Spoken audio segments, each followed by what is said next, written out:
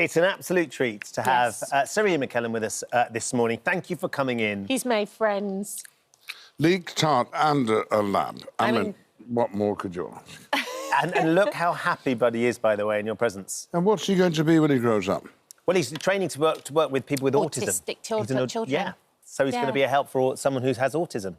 And he'll live with them? He will live with them, yeah. He'll become their companion. Really clever. Hey, Buddy. Yeah. Oh, Buddy. really? Very obedient. Oh, very obedient. Very clever. So you're currently on stage at the moment playing Falstaff. I can't be bothered talking to you when I've got a new pal. Yeah. Have you, do you have animals? Have you ever had animals? I've often lived with dogs, but I live on my own, so I can't have a dog, really. No. Do you miss having that companionship of an animal, though? No, but when I do meet a friendly dog, it's lovely, isn't it? Yeah. They are just so warm and generous in their spirit. Absolutely. You were on stage last night, Ian. I was. And I'll be on stage tonight. Tell us about the play that you're doing at the moment. Playing Falstaff. Well, it's by William Shakespeare. I've got a mouthful of leek. I know. That's Clodagh's fault. There's a glass of water there if you'd like to have a little rinse. And it's Henry IV, parts 1 and 2. That's right. He wrote 2 plays about the same characters, and our director, Robert Icke, has put them together, which is often done. OK. And so it's all collapsed a bit. It's a long evening. It's 3 hours, 20 minutes. Gosh. And I played the part of Falstaff, who is... well, he's not a very nice man, actually. He's a thug and a villain. East End. Yeah. And violent. But witty. And he takes under his wing the young Prince Harry. Nothing to do with the Prince Harry. No, but that's... And he doesn't get on with his father very well, and Falstaff, my character, becomes a sort of substitute father and leads him astray, I'm afraid. Yeah. Great character to play, though. Wonderful. Absolutely.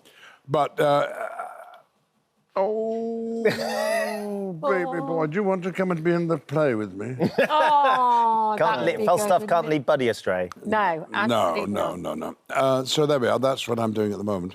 Excellent, excellent. And you were also in Hamlet, that... I know. You played... You were an 82-year-old Hamlet. Ridiculous. People can buy this on DVD, on Blu-ray, they can download it. But it was during the time of COVID, right? So Yes, we were...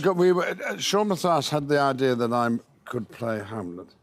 Because it isn't always what you look like, it's what you feel like. No, it's the same as Laertes was played by a woman and your father was Francesca. Yes, that's right, Francesca. My dad. Yeah. My dead dad. Dead dad. Ghost of the dad.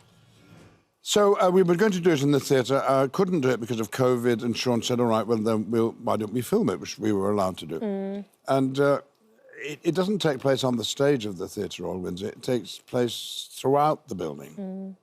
In the dressing rooms, up in the flyers, in the cellar, on the roof at one point. Yeah.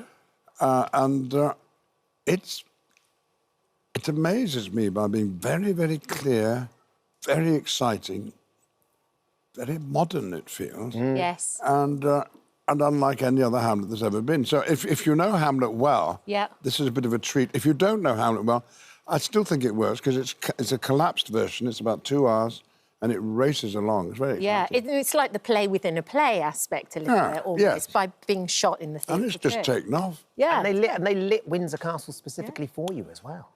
Well, the Prince, what was he called? Edinburgh? Prince Philip had just died. Duke of Edinburgh, yeah. So, Duke of Edinburgh. So they were in mourning and weren't lighting up the castle. And I thought that was a pity, because we could have done with a bit of background of looking like a castle. And, well, we inquired, and word came through, yes, that would be all right. So they turned the lights on specially for us. You see, that's what happens if you're a Knight of the Realm. Do you think so, Ian, yes. Because they've knighted you, you're allowed to light up any of the castles you so choose. Well, thank you for telling me that, because I've often wondered what the point of knighthood was, really. I think I may have just made that up, but you can have it if that helps it. Thank you. Yeah, so nothing surprised me more when I saw it and realised what had been in Sean's mind. Yeah.